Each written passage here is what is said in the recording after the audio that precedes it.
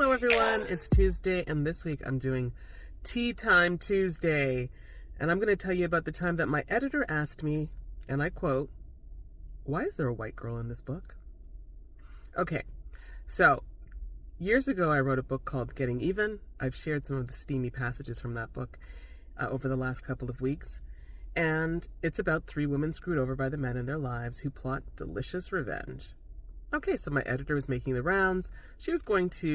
My agent was making the rounds with the book, sending it to editors that I'd already worked with. And one New York editor, whom I adore and I will not name, asked me that question. Now, considering she was from New York, I was surprised because New York is a pretty diverse city. Obviously, she's got clients like me, or people working with her who are diverse. But to me, what it reflected was her view that in fiction, people want homogenous stories. Publishing can be so conservative in that they don't realize that people have friend groups that are different, that, there's a whole load of diversity in the real world. They felt that when it came to marketing, a book needed to be one thing and one thing only. This is a book with white characters. This is a book with Asian characters. This is a book with black characters. Now, I'm from Toronto, so for me, diversity, it's a no-brainer. I've got friends of all types. So it blew my mind, and ultimately, she rejected the book. But we took it to Harlequin, and they were starting up the spice line, and Harlequin, of course, in Toronto, said immediately, "We love this book." But then they wanted it to be spicy. They wanted it to be really spicy.